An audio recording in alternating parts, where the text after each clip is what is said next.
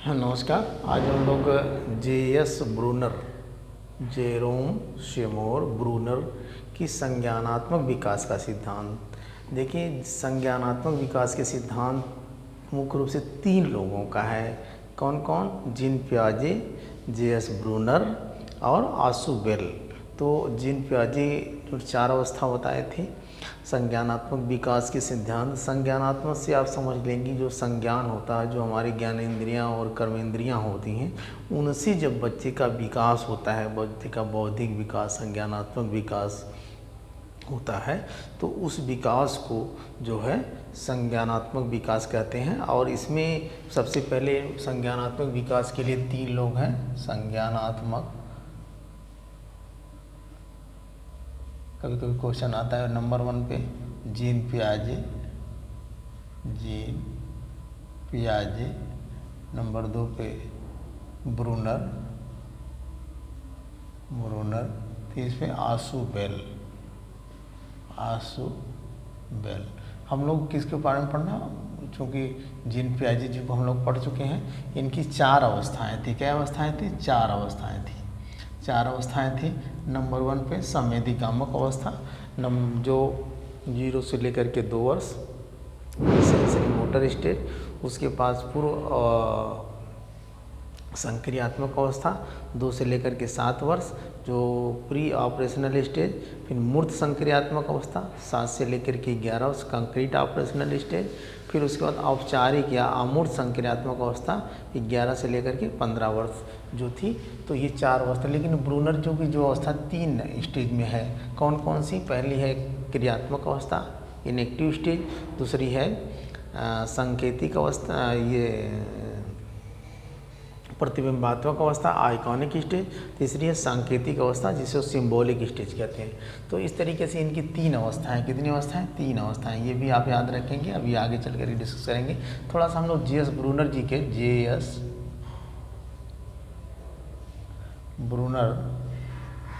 Brunner जी के बारे में जान लेते हैं। सबसे पहला तो ये है कि ये कहाँ के रहने वाले थे? अमेरिका के रहने वाले थे। कहाँ के? अमेरिका के रहने वाले थे। ये भी क्वेश्चन आपका बन सकता है।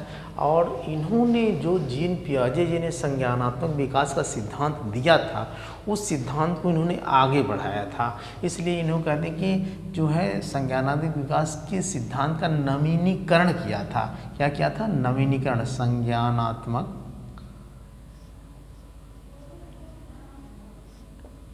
विकास के सिद्धांत का नवीनीकरण, ऐसे क्वेश्चन आ सकता है, नवीनीकरण किया था। किसने किया था? जे.एस. ब्रूनर ने किया था, क्योंकि उसको आगे बढ़ाया था। अब देखेंगे कि संज्ञानात्मक विकास के सिद्धांत, इनकी कुछ पुस्तक भी हैं। प्रोसेस ऑफ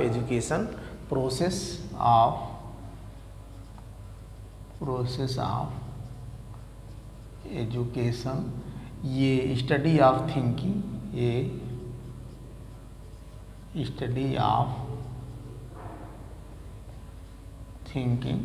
तो इस तरीके से ये आप थोड़ा सा इनके बारे में आपने जाना। और ये चूँकि मेन है, इन्होंने संज्ञानात्मक विकास के सिद्धांत को कई नामों से बताया था। पहले तो निर्मितवाद का सिद्धांत, दूसरा है अन्वेषण विकास का सिद्धांत, चौथा है बौद्धिक विकास का सिद्धांत। इस तरीके से कई नाम हैं, जिसे आप देख लेंगे कि संरचना विकास का सिद्धांत, रचना विकास का सिद्धांत, निर्देश अवस्था विकास का सिद्धांत, ज्ञानात्मक विकास का सिद्धांत। और इन्होंने एक चीज़ है और है कि इसके फोल्डिंग, जो वाइगोस्की जी का इसके फोल्डिंग है, ढांचा निर्माण जिसे कहते हैं, जिसे मचान कहते हैं, उन्होंने जो अपना वो सिद्धांत दिया था वाइगोस्की जी ने, उसमें वो चूँकि ZPG zone of proximal development, जो संभावित विकास का क्षेत्र या निकटवर्ती विकास का क्षेत्र, और उसके बाद मुख्य रूप से ये 2-3 पॉइंट्स ज़्यादा इम्पॉर्टेंट थी, जिसमें इसके फोल्डिंग शब्द का, उससे हम लोग थोड़ा जान लेंगे। इसके फोल्डिंग शब्द का प्रयोग किसने सबसे पहले दिया था? इसी ने दिया था, जे.एस. ब्रूनर ने दिया था। इसके फोल्डिंग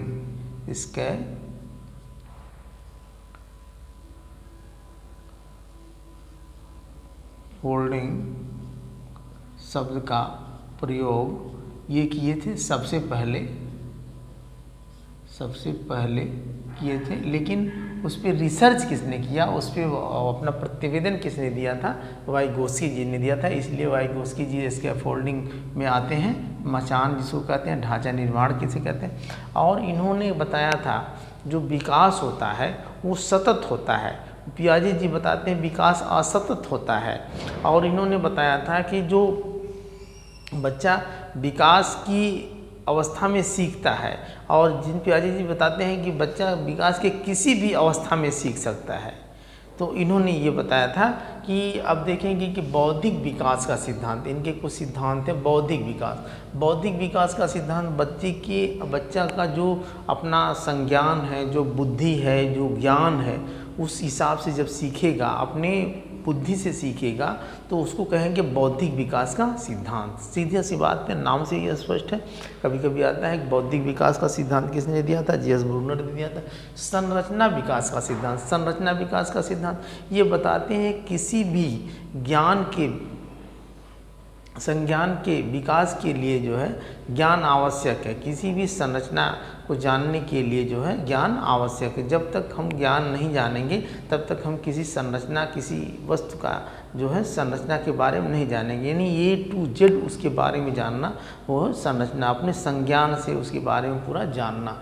रचना मीन्स आप जानेंगे कि उसकी क्या रचना है, वही संरचना मीन्स रचना विकास का सिद्धांत। कभी कभी कंफ्यूज मत करिएगा, अगर संरचना विकास का सिद्धांत आता है तब भी कौन आएंगे, जी.एस. ब्रूनर। रचना विकास का सिद्धांत आता है तब भी जी.एस. ब्रूनर ही आएंगे।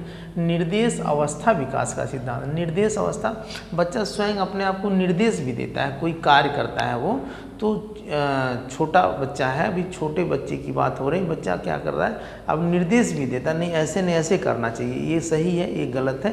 तो इसे रचना अन्वेषण विकास का और निर्देश अवस्था विकास का सिद्धांत करते हैं। अन्वेषण विकास का सिद्धांत, बच्चा खोज करता है, तर्क करता है, चिंतन करता है, समस्या समाधान करता है। ज्ञानात्मक विकास का सिद्धांत, अपने ज्ञान से, अपनी ज्ञानेंद्रियों से, अपनी जो उसकी ज्ञानेंद्रियाँ कर्मेंद्रियाँ हैं उसके द्वारा जब सीखता है तो ज्ञानात्मक विकास का सिद्धांत। निर्मितवाद विकास का सिद्धांत बड़ा ही इंपॉर्टेंट सी, ये कभी कभी पूछता है।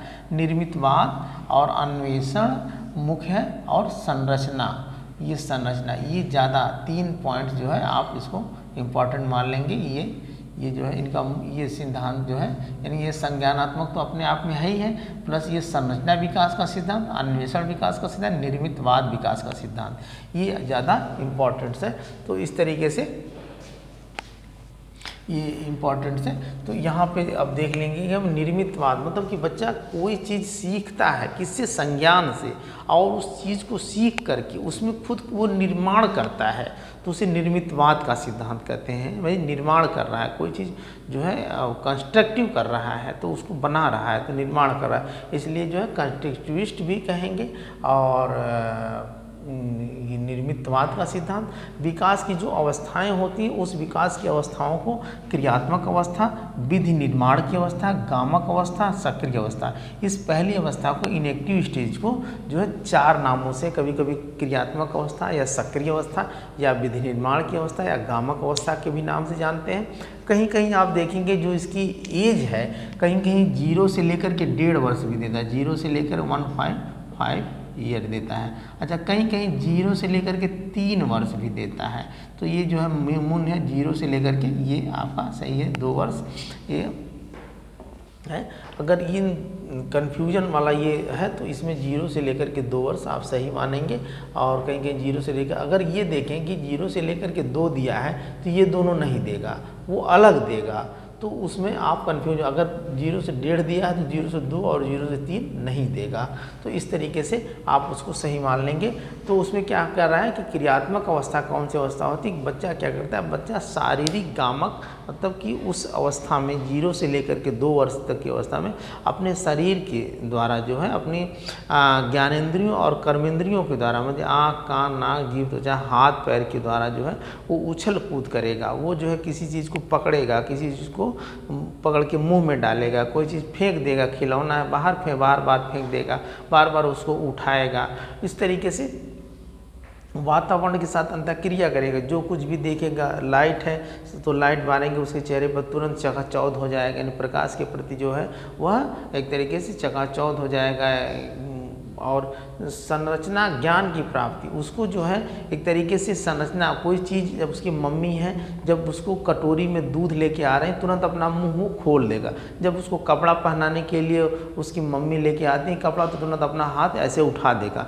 तो इस तरीके से उसके मन में ये संरचना बन जाती है कि मुझे ये काम करना है। ज्ञानेंद्रिय विकास, अब वही आप देखेंगे आँख, कान, नाक, जीभ, जो भी 5 ज्ञानेंद्रियाँ हैं उसका विकास, प्रथा विज्ञान का विकास, उसके अंदर जो है अभी समस्या समाधान हो गया, स्मरण शक्ति हो गई, ये सारी चीज़ों का विकास नहीं हुआ है। अगला है प्रतिबिंबात्मक अवस्था। प्रतिबिंब मतलब कि आप देखेंगे प्रतिबिंबात्मक अवस्था यहाँ भी कहीं कहीं देखता है 1.5 से लेकर के 2 वर्ष दे देता है, 1.5 से लेकर के 2 ईयर दे देता है, कहीं कहीं 3 से लेकर के 11 ईयर दे देता है, लेकिन ये 3 से लेकर के 8 ईयर भी देता है, मैंने देखा कई किताबों में। तो ये वाली अवस्था आपसे इम्पॉर्टेंट मानेंगे, 2 से लेकर के 7 वर्ष। इनमें देखिए जो इस तरीके का क्वेश्चन आता है ये बड़ा कन्फ्यूजन क्वेश्चन आता है। भाई कुछ किताबों के माध्यम से हम लोगों ने इसको पढ़ा, NCERT वगैरह की बुक है और जो भी बुक है, तो अगर तीनों में से ये आएगा तो अगर ये आता है तो ये तो नहीं आएगा, ये आएगा तो ये तो नहीं आएगा, इतना आप ध्यान रखेंगे। तो अगर ये 2 से लेकर के 7 वर्ष ही ज़्यादा किताबों में मिलता है तो इसे आप याद रखेंगे। और इसमें क्या होता है, प्रतिमा निर्माण होता है, दृश्य प्रतिमा, छाया अवस्था और स्थूल अवस्था होती है, ये है। और ये मस्तिष्क में मानचित्र बन जाता है बच्चे की मस्तिष्क में। जैसे बच्चा देखता है उसके माँ बाप सुबह उठ करके सबसे पहले नहा धो करके पूजा पाठ वगैरह जो करते हैं, तो बच्चा भी पूजा पाठ करने के लिए उन्हीं जो भी क्रिया देखता है कि माँ बाप जैसे जैसे कर रहे हैं। कभी कभी आप देखेंगे कि बड़े बड़े बाबा हैं, दादी हैं, तो पूछते हैं बच्चा बाबा कैसे खोंक रहे हैं, तो खो खो ऐसे करके जो है उनकी नकल करना है। नहीं, उसके मस्तिष्क में एक तरीके से चित्र का निर्माण हो जाता है। कोई चीज़ है कि बुढ़िया कैसे चल रही है तो ऐसे डंडा लेकर ऐसे चलना शुरू कर देगा, और तो इस तरीके से मस्तिष्क में मानचित्र वो अपना बना लेता है, किसी चीज़ के बोलने की, किसी चीज़ के चलने के, किसी चीज़ के, इस तरीके से। और सीखने में संप्रत्यय का विकास, बच्चा जो है सीखने में भी संप्रत्यय का विकास कर लेता है इस अवस्था में कि वो जानता है कि अब बारिश आ गई है तो छाता का प्रयोग करना है, गर्मी आ गई तो फैन का प्रयोग, कूलर का प्रयोग करना है, AC का प्रयोग करना है। तो संप्रत्यय कंसेप्ट उसको जो है अपने वातावरण और समाज के साथ जैसे भी सामंजस्य स्थापित करना है, वो उसके दिमाग में एक कंसेप्ट क्लियर हो जाता है कि इस तरीके से मैं जो है सीख रहा हूँ, मतलब अपने समाज को एडजस्ट करने के लिए एक संप्रत्यय क्लियर हो जाता है। और जो है प्रत्यक्षीकरण मतलब कि जो चीज़ें वास्तविक रूप में देखता है उसके साथ वह सामंजस्य बना लेता है। सांकेतिक अवस्था बहुत ही इंपॉर्टेंट अवस्था है, जिसे प्रतीकात्मक अवस्था किसे कहते हैं, सिंबॉलिक स्टेज। 7 से लेकर के 15 वर्ष तक की अवस्था होता है। इसमें क्या करता है बच्चा, प्रतीक के माध्यम से सीखता है, संकेतों के माध्यम से सीखता है बच्चा जो है, और तार्किक चिंतन करने लगता है। अमूर्त चिंतन, तार्किक चिंतन मतलब कोई समस्या समाधान को तर्क द्वारा चिंतन करके अब वो सोचता है कि सही है कि गलत है, जोड़ घटाना गुणा भाग, इस तरीके से जो है अब वो समझ लेता है। भाषा का भी प्रयोग कर लेता है, अमूर्त चिंतन भी कर लेता है, वैचारिक विकास यानी विचारों का भी विकास हो जाता है। तो इस तरीके से ये J.S. ब्रूनर का संज्ञानात्मक विकास का सिद्धांत था, इसे आप देख लेंगे। और पढ़ाया हुआ मेरा अगर पसंद आए तो उसको लाइक करके सब्सक्राइब करें। धन्यवाद।